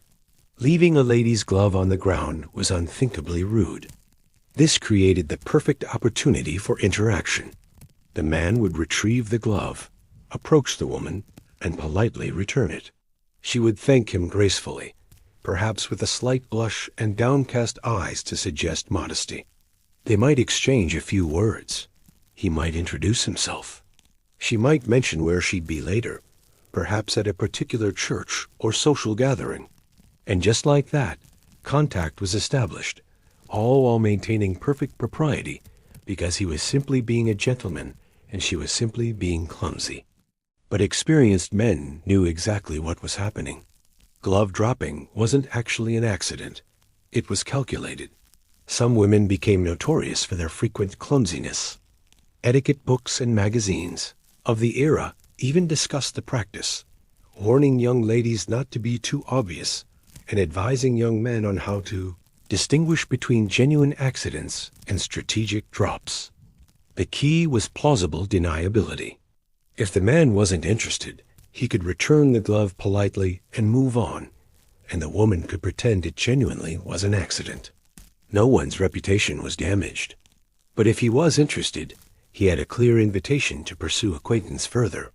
He might mention attending the same church or social event she'd referenced. He might ask permission to call on her family home. The dropped glove opened a door that strict social rules otherwise kept locked. The practice extended beyond gloves. Handkerchiefs were even more common and easier to drop discreetly. Fans, parasols, and even books could be strategically forgotten on benches or in carriages, wherein an interested gentleman might retrieve and return them. Some women embroidered their names or initials on handkerchiefs, specifically so gentlemen returning them would know whom they belonged to and could inquire about the owner. The more elaborate version involved dropping items at social events, like balls or garden parties. A woman might drop a glove while dancing, knowing a particular gentleman was watching. Or she'd accidentally leave her fan on a chair he'd be occupying next. When he returned the item, she could thank him and suggest he might sign her dance card or escort her to refreshments. Men developed their own strategies in response. An interested man might position himself where a lady he admired would pass, making himself available for potential glove dropping. He might linger near exits or walkways. If he retrieved a dropped item and genuinely wanted to pursue the acquaintance, he might take his time returning it, allowing for more extended conversation. If he wasn't interested, he'd return it quickly with minimal interaction. But the system had flaws and complications. What if multiple men went for the dropped glove? Awkward. What if no one picked it up at all, leaving the woman to retrieve her own glove in embarrassment? Mortifying. What if the wrong man picked it up, an older married man or someone entirely unsuitable? She'd have to accept his courtesy while trying to discourage further interaction. What if she dropped it too obviously, and everyone could tell it was intentional? Social ridicule. The practice also reinforced problematic gender dynamics. Women had to resort to accidents and subterfuge because direct expression of interest was forbidden. Men held the power to accept or reject these subtle overtures. The whole dance was built on the premise that women couldn't be honest about their feelings or actively pursue relationships. They had to maneuver within strict constraints, using whatever tiny freedoms were available. Etiquette experts eventually began criticizing glove dropping as manipulative and unladylike. Articles appeared warning that truly respectable women wouldn't need such tricks, that proper introductions through family connections were the only appropriate way to meet potential suitors. Some religious leaders condemned it as a form of deception. Conservative voices worried it gave women too much initiative in courtship, disrupting the natural order where men pursued and women waited. But young women kept dropping gloves anyway, because it worked. It gave them agency in a system designed to deny them agency. It allowed them to signal interest while maintaining plausible deniability. It was one of the few tools available for navigating the highly restricted courtship rules of Victorian society. By the early 20th century, as social norms loosened and women gained more freedom to interact with men in public, professional, and social settings, glove dropping became less necessary. Women could attend college, work in offices, join clubs, and participate in activities where they'd naturally meet men without elaborate strategies. Dating began replacing formal courtship, giving both men and women more direct ways to express interest. Today, glove dropping seems quaint, a relic of a more restrictive era, but it represents something important: human ingenuity in working around social restrictions. When people can't be direct, they find indirect ways. When rules are rigid, people develop creative strategies to work within or around them. Victorian women couldn't say, "I'd like to know you better," so they said it with dropped gloves instead. Modern dating has its own versions of this, though less literal. Strategic Instagram likes, carefully crafted tweets, being coincidentally at the same coffee shop, orchestrating introductions through mutual friends. We've traded dropped gloves for dropped hints, but the underlying dynamic remains: finding ways to express interest while managing risk and maintaining social acceptability. The Victorian glove drop was courtship as performance, romance as strategy, and desire communicated through the language of accidents. It was women taking what little control they could in a system designed to control them. And in that sense, every dropped glove was a small act of rebellion. Chapter 13. Foot binding in marriage markets in Imperial China. Let's talk about one of the most disturbing beauty practices in human history, one directly tied to courtship and marriage: Chinese foot binding, or chanzu. For approximately 1,000 years, from the 10th century until the early 20th century, millions of Chinese girls had their feet deliberately broken and bound to create tiny, deformed feet considered beautiful and essential for marriage prospects. The practice likely originated in the Song dynasty, 960 to 1279 CE, among dancers and courtesans in the imperial court. Tiny feet were initially an elite status symbol, indicating that a woman was wealthy enough not to work and could afford to be essentially crippled.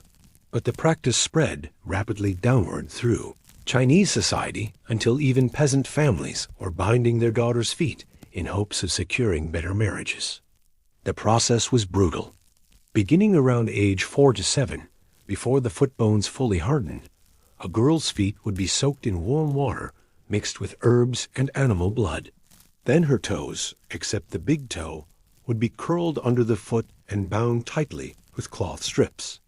The bindings would be progressively tightened over years, breaking bones, forcing the arch into an extreme curve, and preventing growth. The ideal result was lotus feet, or golden lotus feet, measuring just 3 to 4 inches long. The pain was excruciating. Girls cried, couldn't walk, developed infections, and sometimes died from gangrene. The smell from necrotic tissue was often overwhelming.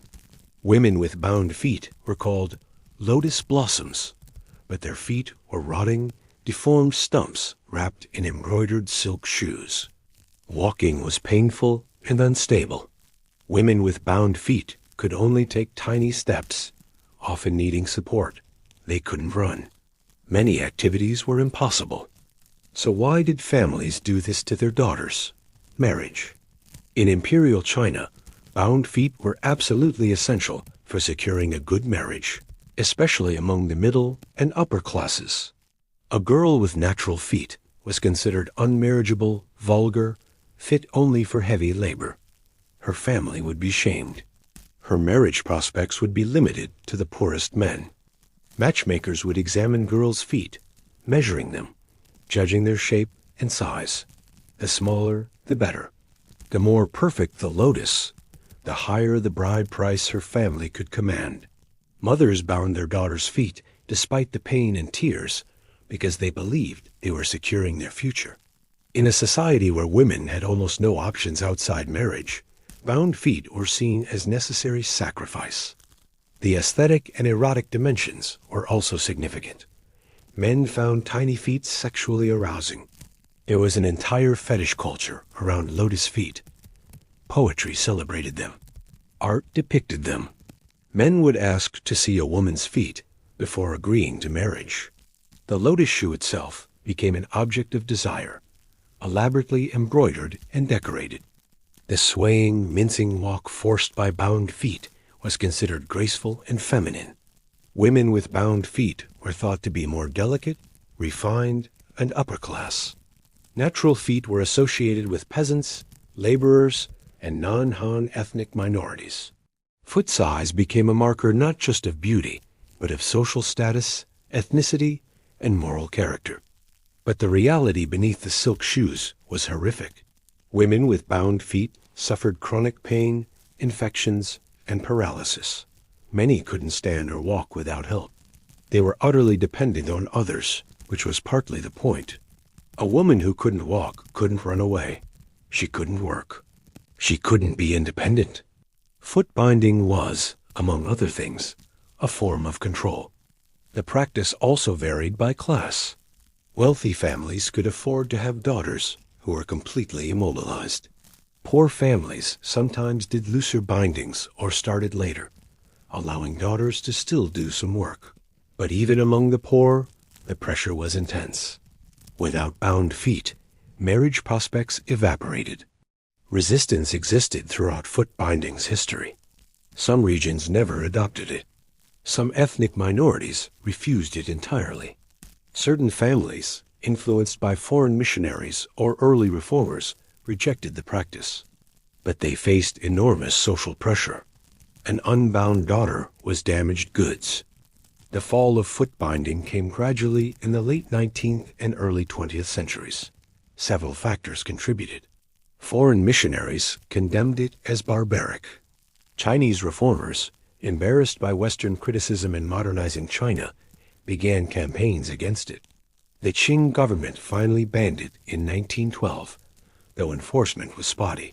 Most importantly, changing economic conditions meant women needed to work and mobility became necessary. By the 1930s and 1940s, foot binding had largely ended, though some elderly women bore bound feet until their deaths in the late 20th century. The last documented Chinese woman with bound feet, Zhang Yunying, died in 2014 at age 107. Photographs show elderly women with tiny lotus shoes, their feet still bound, a living link to a 1,000-year practice that crippled millions. Today, foot binding stands as one of history's clearest examples of how beauty standards and marriage pressures can create systematic violence against women's bodies. Mothers, themselves victims of the practice, perpetuated it on their daughters because the alternative, unmarriageability and social death, seemed worse than physical pain and disability. It's easy to judge historical practices from our modern perspective, but we should also examine our own era. Are we so different? Women still undergo painful, risky, expensive procedures to meet beauty standards supposedly necessary for romantic success. Cosmetic surgery, extreme dieting, high heels that damage feet and spines, Brazilian waxes, tattooed eyebrows. The methods change, but the underlying dynamic remains. Women modifying their bodies, often painfully, to meet standards they didn't create and don't control. Foot binding was extreme, systematic, and sustained for centuries. It was child abuse institutionalized as cultural practice, torture disguised as beauty, and disability marketed as femininity. It destroyed lives in service of an aesthetic ideal tied directly to marriage markets where women were commodities valued by foot size. The bound foot, wrapped in silk, hidden in embroidered shoes, was a lie. It promised grace, but delivered pain. It suggested wealth, but cost everything. It was the price millions of Chinese women paid for the privilege of marriage. And every tiny step they took, leaning on canes or servants, was a reminder of what courtship and marriage could cost when women's bodies become the currency of social exchange. Chapter 14. The Kroong's Cousins. While we discussed the Kroong people's love huts, they're not alone in their sexually permissive approach to courtship. Let's visit the Trobriand Islands off the coast of Papua New Guinea, where anthropologist Bronislaw Malinowski documented one of the most sexually liberal societies ever studied. The Trobriand Islanders practiced what Malinowski called free love, where premarital sex wasn't just tolerated but encouraged and celebrated as essential to successful courtship. Malinowski arrived in the Trobriands in 1915 and spent years documenting their culture.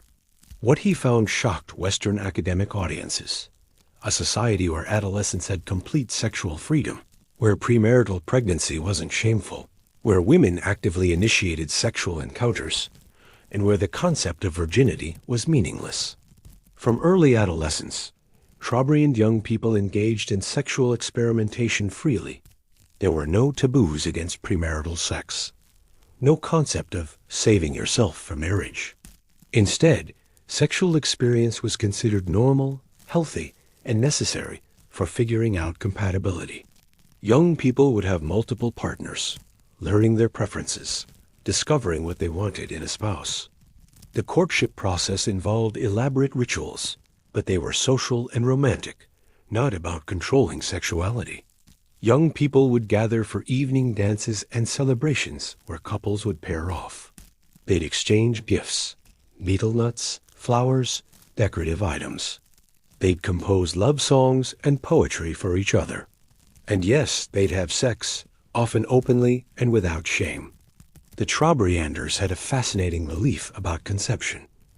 They didn't believe that sex caused pregnancy.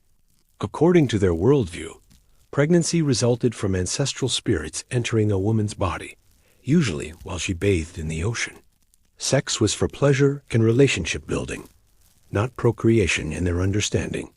This might seem ignorant from a modern scientific perspective, but it had interesting social effects. It completely divorced sexuality from reproduction, removing many of the reasons other cultures restricted premarital sex. Without the risk of pregnancy being attributed to sex, there was no reason to control young people's sexuality. Girls couldn't get in trouble. Boys couldn't ruin girls. Pregnancy was a spiritual event, not a sexual consequence. This freed sexuality to be about connection, pleasure, and exploration. When a Trobriand woman did become pregnant, whether married or not, the child was welcomed. Illegitimate children didn't exist as a concept. Children belonged to the mother's clan, not the father's. The father's role was social and emotional, not biological in their worldview. A man who wanted to be involved in a child's life could be, but there was no shame attached to single motherhood. Marriage happened when a couple decided they were compatible and wanted to build a life together. There was no pressure to marry young. People might have multiple relationships before settling down. When they did marry, it was based on genuine compatibility developed through years of interaction, not parental arrangement or social pressure. Women in Trobriand society had remarkable autonomy. They owned property, could divorce easily, could initiate relationships, and were active sexual agents rather than passive recipients. Malinovsky noted that Trobriand women were often the sexual initiators, expressing desire openly and pursuing men they found attractive. The society was matrilineal, meaning inheritance passed through the mother's line. Women's status was tied to their clan membership, not their relationship to men. This gave women economic and social independence that reduced the need to control their sexuality or marriage choices. But the Trobriand Islands, like everywhere else, faced colonial impact. Christian missionaries arrived and were horrified by the sexual openness. They preached about sin, virginity, and sexual purity. They established schools where Trobriand children learned Western values. They pressured chiefs to enforce new rules limiting sexual freedom. The effects were predictable. Sexual shame began appearing where none existed before. Young people started hiding relationships instead of celebrating them. Pregnancy before marriage became problematic. Women lost some of their autonomy as Christian models of male-dominated nuclear families were imposed. By the time later anthropologists visited the Trobriands in the latter half of the 20th century, much had changed. The free sexual culture Malinowski documented was still present but diminished. Christianity had made significant inroads. Western education had introduced new ideas. Economic changes tied to global capitalism had altered traditional structures. Today's Trobriand Islands are a mix of traditional and modern, indigenous and Western. Some sexual freedom remains, but it's tempered by Christian morality, concerns about HIV, AIDS, and exposure to global media depicting very different relationships between sexuality and morality. The Trobriand example is anthropologically significant because it demonstrates that human sexuality is incredibly culturally variable. What seems natural, inevitable, or universal in one society is completely absent in another. Sexual shame, virginity cults, premarital restrictions, illegitimacy stigma, these aren't human universals. They're cultural constructs that vary dramatically. The Trobrianders showed that societies can function perfectly well, perhaps better in some ways, without restricting sexuality. Their approach led to marriages based on genuine compatibility, reduced sexual dysfunction, minimized sexual violence, which was extremely rare in traditional Trobriand society, and gave women remarkable autonomy and power. Whether such an approach could work in modern, large-scale, complex societies is debatable. The Trobriands were a small-scale, relatively egalitarian society with strong social bonds and shared cultural values. Scaling that up is complicated. But at minimum, they prove that alternatives exist, that the sexual restrictedness many cultures take for granted isn't inevitable or necessary. The Trobriand Islanders, like the Kroon and Mangayans, practiced courtship through freedom rather than restriction, through experience rather than innocence, through female choice rather than male control. They remind us that love and desire can be approached in radically different ways, and sometimes the societies that restrict sex least are the ones where relationships work best. Chapter 15. The Spartan Agoge and Marriage. Let's end our journey with ancient Sparta, where courtship and marriage were completely subsumed into the militaristic state system that defined Spartan life.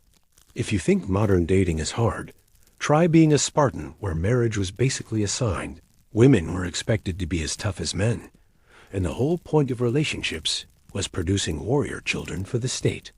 Spartan men underwent the agoge, a brutal state-controlled education and training system beginning at age 7. Boys were taken from their families and raised collectively in barracks. They were underfed deliberately to encourage stealing and thus resourcefulness. They were beaten regularly to build endurance. They lived outdoors in minimal clothing, competed constantly, and were expected to become perfect soldiers. This continued until age 30. Yes, 30. Spartan men couldn't marry until 30, though they could participate in the ritualized marriage that was essentially state-sanctioned breeding.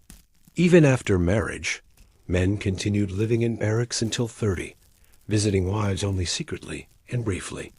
Spartan women had a completely different upbringing, but equally rigorous. Unlike other Greek city-states where women were sequestered and uneducated, Spartan women were trained physically, educated, and expected to be strong mothers of strong warriors. They exercised publicly, sometimes nude or near nude, which scandalized other Greeks. They were taught wrestling, running, and javelin throwing. The reasoning was practical. Strong women produced strong children. Weak, sheltered women produced weak sons. Sparta needed warriors, so women needed to be warrior mothers. Spartan women had significantly more freedom and power than women elsewhere in Greece. They could own property, divorce, and speak openly in ways that would be unthinkable in Athens. When it came time for marriage, Spartan couples had little choice. The state essentially assigned partners based on eugenic principles. Were you both physically strong? From good warrior families? Likely to produce excellent soldiers? Good, you're married now. The wedding ceremony was bizarre by any standard. The bride would have her head shaved and be dressed in men's clothing. The groom would abduct her, carry her off, and they'd consummate the marriage briefly before he returned to his barracks. This wasn't a romantic elopement. It was ritualized, state-approved, and designed to produce children, not partnership. After marriage, couples barely saw each other. The husband snuck out of barracks at night to visit his wife, then returned before dawn. This could continue for years. Some Spartan men reportedly became fathers before ever seeing their wives in daylight. The relationship was primarily reproductive, not romantic. But here's where it gets more complicated. Spartan society also practiced a form of institutional polyamory, or wife-sharing, though not in the modern consensual sense. If an older Spartan man had a young, fertile wife, but was past his prime for producing strong children, he might invite a younger, stronger man to impregnate her. The resulting children belonged to the older husband legally, but genetically came from the younger man. Similarly, if a man found another man's wife particularly strong and healthy, he could request permission to have children with her. The priority was producing the best possible warrior offspring, not romantic fidelity or paternity certainty. Individual desires were subordinated entirely to state needs. Sparta also had an unusual relationship with homosexuality, specifically male homosexuality. Older warriors would mentor younger trainees in relationships that included sexual components. These weren't just mentorships. They were intimate bonds meant to create unit cohesion. Men fought harder to protect lovers than just comrades. After marriage, these bonds often continued. Spartan women reportedly encouraged these relationships, understanding they served military purposes. The entire society was organized around war, and everything, including sexuality and marriage, supported that goal. Women who died in childbirth received the same honors as men who died in battle. Both were considered to have fallen serving Sparta. A woman's headstone might read, in childbirth, the way a man's read, in battle. Equivalent honors for equivalent service. The results were a society completely unlike anything else in the ancient world. Sparta produced phenomenal warriors who dominated Greek warfare for centuries. But it also created a rigid, authoritarian state where individual choice barely existed, where relationships served state purposes, and where love and desire were essentially irrelevant. Spartan marriage wasn't courtship, it was assignment. It wasn't about compatibility or affection. It was about eugenics and military strength. Romance didn't exist in the way other cultures understood it. You didn't woo someone or win their heart. You were assigned a breeding partner by the state and expected to produce strong children. The system eventually contributed to Sparta's decline. The rigid social structure, the focus on military training above all else, and the demographic problems caused by constant warfare and restrictive marriage rules ultimately weakened Sparta. By the 3rd century BCE, Sparta's population had declined drastically, and they lost their military dominance. Today, Sparta is remembered primarily through myth and misunderstanding. Popular culture romanticizes Spartan warriors while ignoring the brutal, dehumanizing system that produced them. The 300 Spartans at Thermopylae are celebrated as heroes, but we forget that those men were products of a system that took them from their families at 7, beat them regularly, starved them deliberately, and denied them normal human relationships. From a courtship perspective, Sparta represents the extreme endpoint of collectivism overriding individual choice. Love wasn't just unimportant. It was actually dangerous to state interests. Personal preferences didn't matter. Romance was a luxury Sparta couldn't afford. Marriage was state function, nothing more. Comparing Sparta to cultures like the Trobrianders or Mongolians shows the enormous range of human approaches to relationships. Some cultures maximize individual freedom and sexual choice. Others, like Sparta, minimize it entirely. Most fall somewhere in between, balancing individual desires with social needs, personal choice with communal expectations, love with pragmatism. Sparta reminds us that courtship, marriage, and relationships are never just personal. They're always embedded in larger social, political, and economic systems. When states control reproduction, individuals lose autonomy. When military needs dominate, romance disappears. When eugenics becomes policy, love becomes irrelevant. The Spartans created powerful warriors and a legendary military reputation. But the cost was paid in the lives of children torn from families, in the relationships that never developed, in the love that never happened. They won battles, but lost something essentially human. And in the end, they lost everything else too. We've traveled around the world and across time, from Welsh love spoons to Spartan barracks, from Victorian flower codes to Cambodian love huts, from Chinese marriage markets to Trobriand island beaches. We've seen courtship as art, as violence, as commerce, as freedom, as ritual, and as state control. So what have we learned from this bizarre, beautiful, disturbing, and endlessly fascinating tour of human courtship? First, that finding love is universal, but the methods are infinitely variable. Every culture has devised ways to bring people together, to negotiate desire, and to form partnerships. But these ways vary so dramatically that what's romantic in one culture is horrifying in another. What's beautiful in one place is shameful somewhere else. What's freely given in one society is brutally controlled in another. Second, that women bear the heaviest burden in most courtship systems. Whether it's foot binding in China, bride kidnapping in Kyrgyzstan, neck coils in Myanmar, or beauty standards everywhere, women's bodies are consistently the sites where cultural values, male desires, and social control intersect. Women are expected to modify themselves, sometimes painfully or dangerously, to become marriageable. They face narrower windows of acceptability, stricter judgments, and harsher consequences for stepping outside norms. Third, that courtship is never just about two people. It's always embedded in larger systems of family, community, religion, economics, and power. The love you're free to pursue is shaped by forces far beyond your control. Your culture's gender roles, its economic structures, its religious beliefs, its history. Even when you think you're following your heart, you're actually navigating a complex social maze built long before you were born. Fourth, that progress isn't linear. The sexually free Trauberanders had healthier relationships in many ways than sexually repressed Victorian England, despite living in a primitive society.